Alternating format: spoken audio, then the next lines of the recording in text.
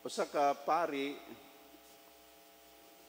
kuyog sa iyang kauban nga mga pari ang naghisgot bahin ining gospel karon.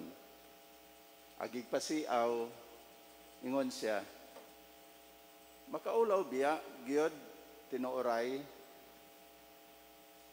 kung dili ko magbuhat sa akong giwali. Panay balo mo, mas makaulaw kung akong iwali ang akong gibuhat. Kuha ninyo.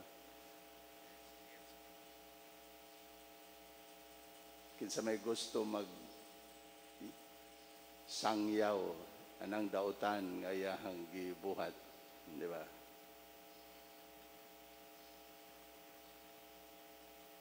Seriously, di ta ganahan anang mga tao nga wala magbuhat anang ilang gitudlo, di ba?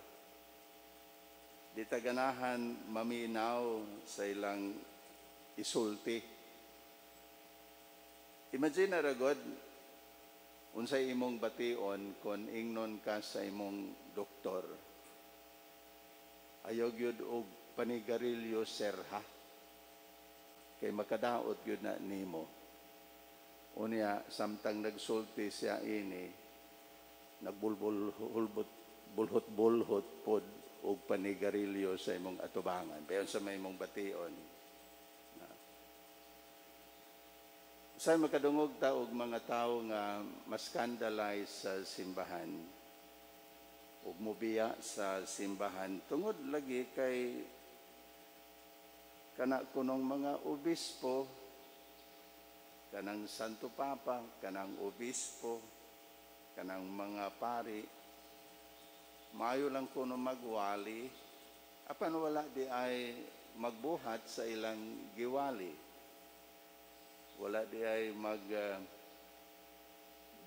sa ilang gitudlo. Makadungog ta og mga tao ngayon ana. Naibalo mo, granted tinuod kining ilang gisulti, mahimong tinuod ng ilang gisulti. Apan angay pod hinumduman ining mga tawhana kining gisulti ni Jesus diha sa ebanghelyo karon.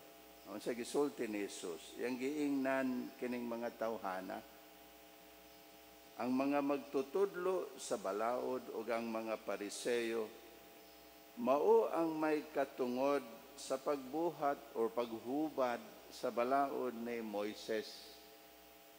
Busa kinahanglan tumanon ninyo ug sundon ang tanan nga ilang isugo kaninyo. Apan ayaw ninyo sunda ang ilang mga buhat kay wala man sila magtuman sa ilang giwali. Kasi klaro. Tanawa ragod ni, kinsa man gyud ang atuang teacher. Ang tinuoray gyud nato nga teacher sa atong pagtuo. Kinsa man gyud magtutudlo nato sa atuang pagtuo. Di ba si Kristo? Kanang Santo Papa, kanang mga obispo, katay magyud siya para nato tungod sa iyahang dakong gugma nato. Siguro moingon mo nga, palusot ra ng imo, pader. Palusot ra ng imo. Apan na, maman yun po ni ang tinuod. Mauman ga, yun ni ang gisulti ni Jesus diha sa Ebanghelyo karon na hinuon, dili po ni nato himuon nga rason, nga dili na lang yun ta, maning kamot, pagbuhat sa unsay atong gitudlo. No? Dili yun na himuon natong rason. Namuingon ta ba nga, si Kristo manang tinuod nga magtutudlo. Igo man lang ko nga nagpasa sa gitudlo ni Kristo ngadto sa uban. Di po na. Mo na peligro. Di yun na angay nga ato ang buhaton.